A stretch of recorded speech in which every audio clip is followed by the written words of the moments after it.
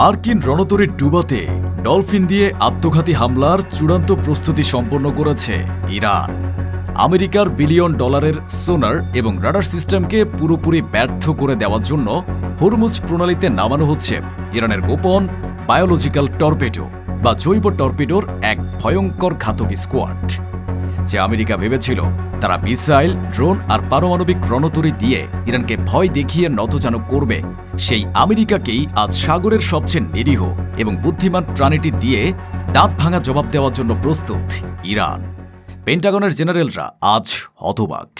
White হাউসে চলছে জরুরি বৈঠক, কারণ তারা এমন এক শত্রুর মুখোমুখি হতে চলেছে যাকে শনাক্ত করার বা প্রতিহত করার কোনো প্রযুক্তি তাদের হাতে নেই। কিন্তু কিভাবে ইরান এক ভয়ঙ্কর ডলফিন আর্মি তৈরি করল, যা আমেরিকার মতো একটি সুপার পাওয়ারের অহংকারকে সাগরের তলায় ডুবিয়ে দেওয়ার ক্ষমতা রাখে?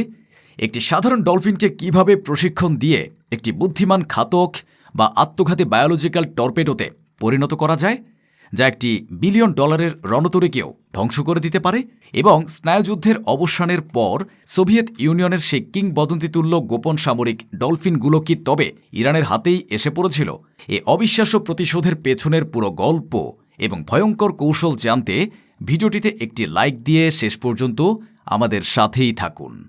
এই শ্বাসরুদ্ধকর নাটকের প্রেক্ষাপট তৈরি হয়েছে কৌশলগতভাবে বিশ্বের সবচেয়ে গুরুত্বপূর্ণ এবং সংকীর্ণ জলপথ হরমুজ প্রণালীতে।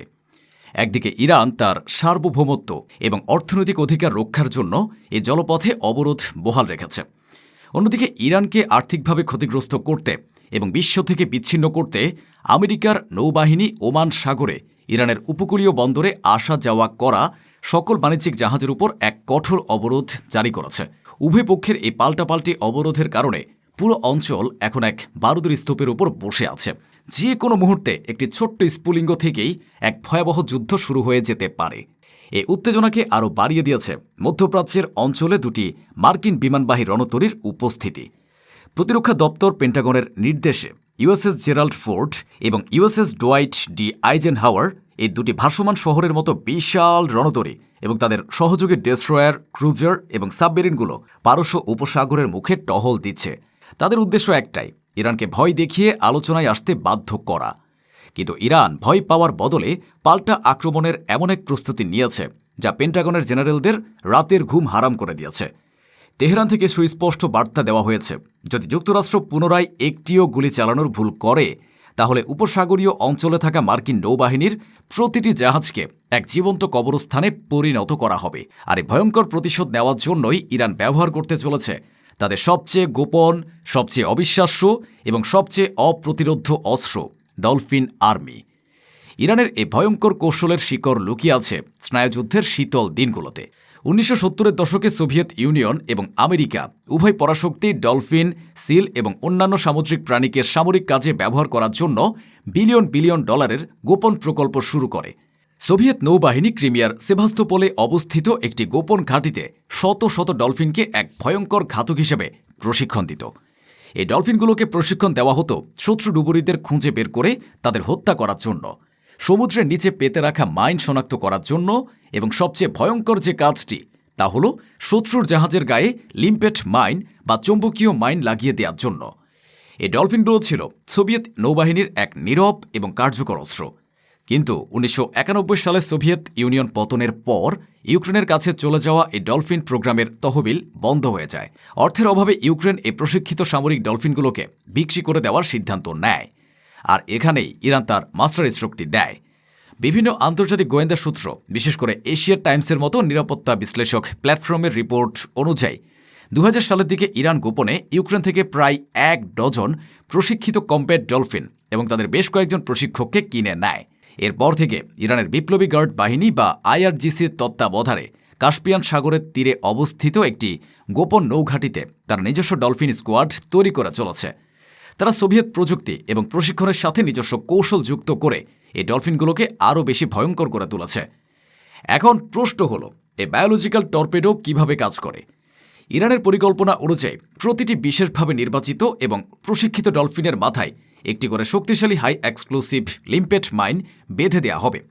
এরপর সেই ডলফিনগুলোকে মার্কিন বিমানবাহী রণতরীর অ্যাকুস্টিক সিগনেচার বা ইঞ্জিনের নির্দিষ্ট শব্দ এবং এর চৌম্বকীয় ক্ষেত্রের সাথে পরিচয় করিয়ে দেয়া হবে। যখন হামলার নির্দেশ আসবে তখন এই ডলফিনগুলোকে সমুদ্রের গভীরে ছেড়ে দেওয়া হবে। ডলফিন তার প্রাকৃতিক পৃথিবীর সবচেয়ে শক্তিশালী সোনার সিস্টেম ব্যবহার করে শত শত জাহাজের ভিড়ের মধ্য থেকেও নির্ভুলভাবে নির্দিষ্ট মার্কিন রণতরীটিকে খুঁজে বের করবে। এরপর সে বিদ্যুৎ গতিতে ছুটে গিয়ে রণতরীর সবচেয়ে দুর্বল এবং গুরুত্বপূর্ণ স্থান যেমন প্রপেলার, রাডার ডোম বা জাহাজের তলদেশ তার মাথা দিয়ে আলতো করে ধাক্কা দেবে। এ ধাক্কাতেই তার মাথায় বাঁধা মাইনটি জাহাজের গায়ে শক্তিশালী চুম্বকের মতো আটকে যাবে। এরপর ডলফিনটি নিরাপদে ফিরে আসবে আর একটি নির্দিষ্ট সময় পর বা রিমোট কন্ট্রোলের মাধ্যমে সে মাইনটি বিস্ফোরিত হবে। কিন্তু আমেরিকার বিলিয়ন ডলারের প্রতিরক্ষা ব্যবস্থা কেন এ হামলা ঠেকাতে পারবে না? কারণ আমেরিকার সোনার সিস্টেম এবং অন্যান্য সেন্সরগুলো ডিজাইন করা হয়েছে ধাতব যান্ত্রিক বস্তুকে, যেমন টর্পেডো বা সাবমেরিনকে শনাক্ত করার জন্য। তার একটি জীবন্ত ডলফিনের সাঁতার কাটা, তার শরীরের জৈব গঠন এবং তার প্রাকৃতিক সোনার সিগন্যালকে সাধারণ সামুদ্রিক প্রাণীর চলাচল বলেই মনে করবে। ডলফিনের বুদ্ধিমত্তা এবং প্রকৃতির সাথে মিশে যাওয়ার ক্ষমতা যে কোনো আধুনিক প্রযুক্তিকে ফাঁকি দেওয়ার জন্য যথেষ্ট। আমেরিকা যখন আকাশের স্যাটেলাইট আর সমুদ্রে সোনার দিয়ে ইরানকে খুঁজছে, তখন ইরান সাগরের সবচেয়ে বুদ্ধিমান প্রাণীটিকে ব্যবহার করে তাদের পায়ের নিচ থেকে মাটি সরিয়ে দেওয়ার পরিকল্পনা করছে। এটি অসম যুদ্ধের সবচেয়ে নিখুঁত এবং ভয়ঙ্কর উদাহরণ। এ হামলার পরিণতি আমেরিকার জন্য হবে বিপর্যয়কর। একটি সফল হামলায় হয়তো $3 বিলিয়ন পুরো রণতরীটি ডুবে যাবে না, কিন্তু এর প্রপালশন সিস্টেম বা রাডার ক্ষতিগ্রস্ত হলে এই বিশাল জাহাজটি মাঝ সমুদ্রে একটি অচল দানবে পরিণত হবে। এটি হবে আমেরিকার সামরিক অহংকারের উপর এক চরম আঘাত এবং বিশ্বজুড়ে তাদের জন্য এক বিশাল মনস্তাত্ত্বিক পরাজয়। শুধু তাই নয়, এটি মার্কিন নৌবাহিনীর মনোবলকে এমনভাবে ভেঙে দেবে যা তারা কোনো দিন কল্পনাও করতে পারেনি। পারস্য উপসাগরে থাকা প্রতিটি মার্কিন নাবিক এখন শুধু ইরানের মিসাইল বা ড্রোনের ভয়েই নয়, সাগরের নিচের এই বুদ্ধিমান এবং নীরব ঘাতকদের ভয়েও প্রতিনিয়ত তটস্থ থাকবে। পেন্টাগন এই বায়োলজিক্যাল থ্রেট বা জৈব হুমকির কথা জানে। তারা মরিয়া হয়ে এই ডলফিন শনাক্ত করার জন্য নতুন প্রযুক্তি তৈরির চেষ্টা করছে, কিন্তু এখনও পর্যন্ত তারা কোনো কার্যকর উপায় খুঁজে পায়নি। প্রকৃতির শক্তির বিরুদ্ধে প্রযুক্তির এ লড়াইয়ে তারা অসহায়ভাবে হেরে যাচ্ছে। ইরান আজ বিশ্বকে দেখিয়ে দেওয়ার জন্য প্রস্তুত যে যুদ্ধ শুধু প্রযুক্তি বা অস্ত্রের জোরেই হয় না, বুদ্ধিমত্তা, কৌশল এবং প্রকৃতির শক্তিকে সঠিকভাবে ব্যবহার করেও জেতা যায়। আমেরিকার $1 বিলিয়ন রণতরীর বিরুদ্ধে ইরানের এই ডলফিন স্কোয়াড হল অসম যুদ্ধের এক অনন্য, অবিশ্বাস্য এবং ভয়ঙ্কর উদাহরণ, যা আধুনিক যুদ্ধের সমস্ত সমীকরণকে ওলট পালট করে দেওয়ার ক্ষমতা রাখে।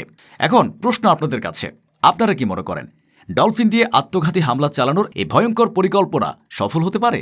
এবং প্রকৃতির শক্তিকে এভাবে সামরিক কাজে ব্যবহার করে ইরান কি আমেরিকার অহংকারকে চূর্ণ করে দেওয়ার সঠিক পথ বেছে নিয়েছে?